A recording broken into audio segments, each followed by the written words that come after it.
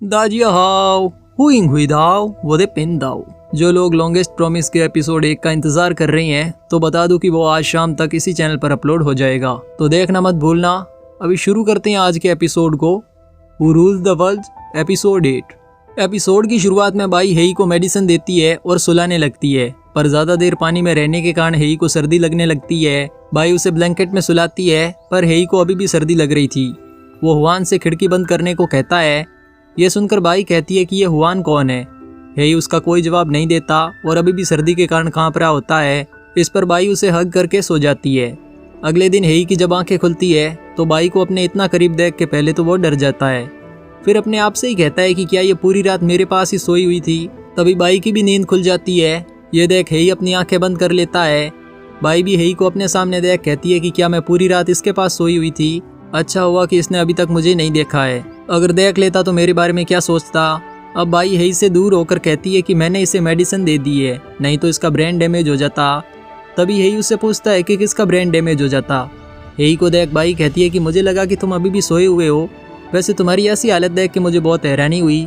यह सुनकर हेई कहता है कि मुझे भी अपनी हालत देख के ऐसा ही लग रहा है, वैसे शायद ऐसा होना ही था। मैंने कई बार तुम्हें बचाया है, इसके बदले में तुम भी एक बार मुझे बचा ही सकती हो। अब बाई हेई से कहती है कि तुम पूरी तरह से अभी रिकवर नहीं हुए हो, इसलिए अगर तुम्हें खाने के लिए कुछ भी चाहिए तो मुझे बताओ। इस पर हेई 3-4 डिशेस के नाम बताता है। ये सुनकर बाई कहती है कि तुम अभी शिप में हो, यह तुम भी जानते हो कि हमारे पास खाने के लिए इतनी महंगी चीज़ें नहीं हैं, और वैसे भी अगर तुम्हें खाना चाहिए तो अपनी प्यारी हुआन से क्यों नहीं कहते, वो तुम्हारे लिए ये सारी डिशेस तैयार करके ले आएगी। इतना कहकर बाई किचन में आती है और नूडल्स बनाने लगती है। वो कहती है कि मैंने अभी तक किसी के लिए खाना नहीं बनाया है, वो तो तुमने मुझे कई बार बचाया है, इसलिए मैं तुम्हारे लिए खाना बना रही हूँ। इधर यानशो फेंगच्यू से कहता है कि हमने पता लगाया है जिन लोगों ने लांशी की शिप पर अटैक किया था वो फेंगचांग के आदमी है। लॉर्ड फेंग को इस बारे में पता चल चुका है, इसलिए उन्होंने फेंगचांग को अपने महल में बुलाया है। ये सुनकर फेंगच्यू कहती है कि फेंगचांग ऐसा नहीं कर सकता, वो लांशी को बचपन से प्यार करता आया है, और अगर मान भी लें कि फेंगचांग ने ऐसा किया है फिर भी वो लांशी को मारने अपने सैनिक क्यों भेजेगा। ये फेंगजू की चाल लगती है, तुम उस पर नजर रखो।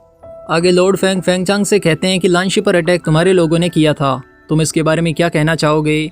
फेंगचांग कहता है कि लांशी मेरे बहुत क्लोज है, मैं उसे क्यों मरवाऊंगा, और अगर मैं ऐसा करता तो भी अपने सैनिकों को नहीं भेजता। आपको नहीं लगता कि कोई मुझे फंसा रहा है? लांशी गायब है और मुझे आप पनिश कर रही हैं, ये तो आप भी जानते हैं कि इससे सबसे ज़्यादा फ़ायदा किसका होगा। ये सुनकर लॉर्ड फेंग कहते हैं कि मैं तुम्हें 7 दिन का टाइम देता हूँ, या तो लांशी को मेरे पास लाओ या फिर उस पर अटैक करने वाले को। अगर तुम ऐसा नहीं कर पाए तो ना चाहते हुए भी मुझे तुम्हें पनिश करना होगा। फेंगचांग के जाने के बाद फेंग अपने इनुज से कहते हैं कि अभी जाओ और फेंगजू का पता करो, मैं जानता हूँ कि इस सब के पीछे उसका ही हाथ है। आगे बाई हेई को नूडल्स देती है और कहती है कि हमारे पास खाने के लिए सिर्फ यही है। नूडल्स देख हेई को अपनी मॉम की याद आ जाती है, जो इसी तरह उसे नूडल्स बना कर देती थी। बाई हेई से कहती है कि अगर ये तुम्हें पसंद नहीं है तो मैं इसे वापस ले जाती हूँ। इस पर हेई नूडल्स ले लेता है और कहता है कि इसकी कोई भी ज़रूरत नहीं है। नूडल्स खाने के बाद हेई कहता है कि मेरी फैमिली बहुत बड़ी है, मेरी मॉम के चले जाने के बाद बाइली को लगा कि मैं कहीं राजा ना बन जाऊं, इसलिए उसने मेरे खाने में पॉइजन मिलाना शुरू कर दिया। इससे मेरा खाना टेस्ट करने वाले कई सर्वेंट भी मारे गए, इसलिए मैं सिर्फ जोंगली और चुआनियों का बनाया खाना खाता हूँ। और हाँ, हुआन मेरी सर्वेंट है। ये सुनकर बाई कहती है कि तुम इस बारे में मुझे क्यों बता रही हो, मुझे ये जानकर क्या करना है। वेल, बाई ने ऐसा कहा ज़रूर था, पर यह सुनकर कि हुआन उसकी सर्वेंट है, बाई भी खुश हो जाती है। इधर फेंगजू को जब पता चलता है कि फेंगचांग को कोई भी सज़ा नहीं दी गई है तो वो वांग युआन से कहता है कि तुमने तो कहा था कि किसी को मुझ पर डाउट नहीं होगा, फिर पिताजी ने फेंगचांग को ऐसे ही क्यों छोड़ दिया। वांग युआन कहता है कि अभी किसी को भी पता नहीं है कि यह सब आपने किया है, पर अगर आप ऐसे ही डरते रहे तो पकड़े जाएंगे। यह सुनकर फेंगजू कहता है कि अब मुझे समझाना बंद करो और जाकर लांशी की डेड बॉडी का पता लगाओ। आगे रैन भी लांशी को ढूंढते हुए रिवर के पास आते हैं। वो चुआनियों से पूछते हैं कि तुम्हें लांशी मिला। चुआनियों कहता है कि अभी तक नहीं। यह सुनकर रैन अपनी तलवार निकाल लेते हैं और चुआनियों पर अटैक करने लगते हैं। तभी चुआनियों उन्हें रोक देता है। अब रैन वहीं बैठकर रोने लगते हैं। वो सभी सैनिकों से कहते हैं कि मुझे लांशी चाहिए, चाहे जिंदा हो या मुर्दा। वहीं फेंगचांग को भी एक डेड बॉडी मिलती है। वो उसे चेक करता है और सभी सैनिकों से कहता है कि ये लांशी नहीं है, इसलिए जल्दी उसका पता लगाओ। आगे हेई बाई से पूछता है कि हम अभी कहाँ पर हैं। बाई कहती है कि मैं पहली बार योंगजोउ में आई हूँ, इसलिए मुझे नहीं पता कि अभी हम कहाँ पर हैं।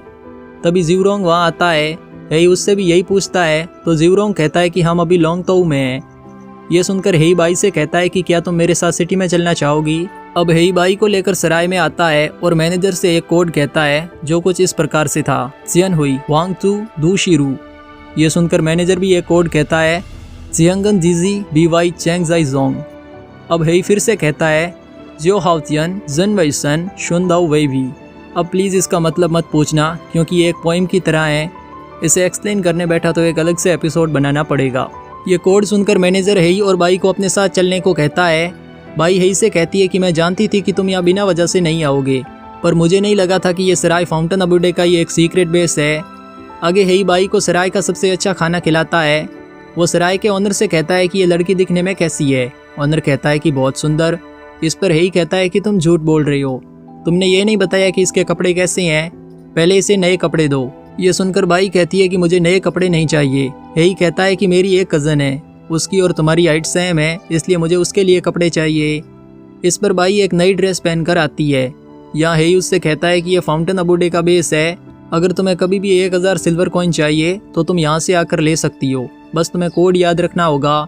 बाई कहती है कि मैं जानती हूँ कि तुम्हारी कोई भी कज़न नहीं है, अगर तुम्हें ये ड्रेस मुझे ही देनी थी तो ऐसे ही दे देते, इसके लिए इतना नाटक क्यों किया। अब बाई अपने पुराने कपड़े वापस देने को कहती है तो हेई कहता है कि वो तो हमने जला दिए। हाँ, अगर तुम्हें वो जले हुए चाहिए तो हम वो भी नहीं दे सकते। यहाँ हेई बाई को एक हेयर पिन पहनाता है और कहता है कि याद रहे तुम्हें इससे कुछ भी नहीं खरीदना है, स्पेशली वाइन। ये सुनकर बाई कहती है कि तुमने ये मुझे दे दी है, अब मैं इसका जो चाहूँ वो कर सकती हूँ, अगर तुम चाहो तो इसे वापस ले सकते हो। आगे वू यान हुआंग साओ से मिलने आता है। हुआंग साओ उससे पूछता है कि क्या तुम बाई से मिले, मैंने सुना है कि तुम उससे मिलने माउंट तियंजी पर भी गए थे, उसने तुम्हें वहाँ क्यों बुलाया था। वू यान कहता है कि तुम वो हुआंग शाओ नहीं हो जिसे मैं जानता हूँ, कहीं तुम उसे पसंद तो नहीं करते। हुआंग शाओ कहता है कि मुझे बस उसका कैरेक्टर थोड़ा इंटरेस्टिंग लगा था, इसके अलावा और कुछ भी नहीं है।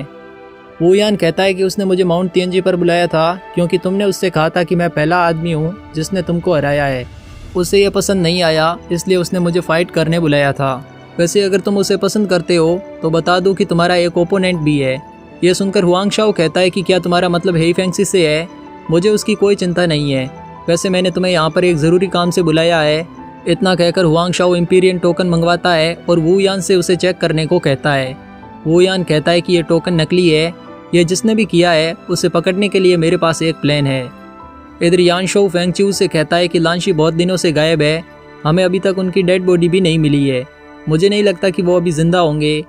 यह सुनकर फेंगच्यू कहती है कि लांशी इतनी आसानी से नहीं मर सकती, मुझे उन पर भरोसा है। तभी एक सर्वेंट आकर फेंगच्यू को फाउंटेन अबूडे का लेटर देती है। इस लेटर में हेई ने लिखा था कि वो सेफ है और जल्दी वापस पैलेस में आ जाएगा। वहीं फेंगचांग भी लांशी को ढूंढने में लगा था। वो अपने मिनिस्टर से कहता है कि हमने अभी तक उसे अच्छे से नहीं खोजा है, तुम वहाँ पानी में देखो, शायद लांशी वहीं पर हो। मिनिस्टर कहता है कि लांशी पिछले 10 दिनों से गायब है, शायद वो मर चुके हैं। यह सुनकर फेंगचांग मिनिस्टर का गला पकड़ लेता है और कहता है कि वो मेरा भाई है, कहीं तुम भी फेंगजू के साथ तो मिले हुए नहीं हो, चुपचाप जाकर लांशी का पता लगाओ। इधर फेंगजू को वांग युआन कहता है कि हमें लांशी की बॉडी मिल चुकी है। इस पर फेंगजू बॉडी देखने आता है। वांग युआन उससे कहता है कि इसका चेहरा पहचान में नहीं आ रहा है, पर इसके कपड़े और हाइट को देख के लगता है कि यह लांशी है। अब फेंगजू कहता है कि इसके फेनरल की तैयारी करो, ज़्यादा कुछ करने की ज़रूरत नहीं है, मैं बस इसलिए ऐसा कर रहा हूँ जिससे कोई मुझ पर डाउट ना करे। आगे लॉर्ड फेंग को फेंगजू का मैसेज मिलता है जिसमें उसने लांशी की बॉडी मिलने के बारे में बताया होता है। लांशी के मरने के बारे में सुनकर फेंग कहते हैं कि फेंगजू से कह दो कि वो अच्छे से लांशी का फेनरल करे। इस पर फेंगच्यू कहती है कि अगर फेंगजू लांशी के फेनरल में शामिल होंगे तो सभी को यही लगेगा कि आप लांशी को पसंद नहीं करते थे, सब लोग आप पर डाउट करने लगेंगे, इसलिए आपको भी वहाँ पर जाना चाहिए, इससे पब्लिक आपको सपोर्ट करेगी। अब सारे मिनिस्टर भी फेंगच्यू की साइड लेते हैं, यहाँ तक कि वांग भी। उससे इससे कोई प्रॉब्लम नहीं थी कि फेनरल को होस्ट फेंग करे या फेंगजू, क्योंकि लांशी तो वैसे भी मर चुका था। इधर हेई को फाउंटेन अबूडे का लेटर मिलता है। बाई पूछती है कि लेटर में क्या लिखा है।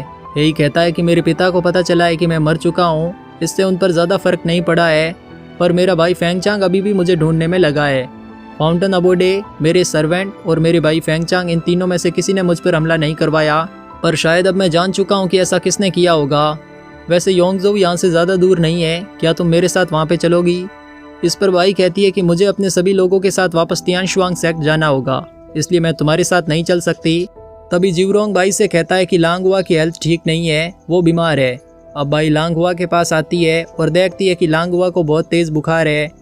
यहाँ हेई बाई से कहता है कि तुम इसे लेकर योंगजो चलो, वहाँ मैं इसका इलाज करवाऊंगा, अगर ये यहीं रही तो मर सकती है।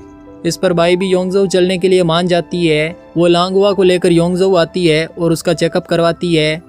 डॉक्टर चेकअप करने के बाद कहता है कि अगर इसे टाइम पर मेडिसिन नहीं दी जाती तो ये मर सकती थी, पर अब इसे अगले 10 दिन तक मेडिसिन देनी होगी।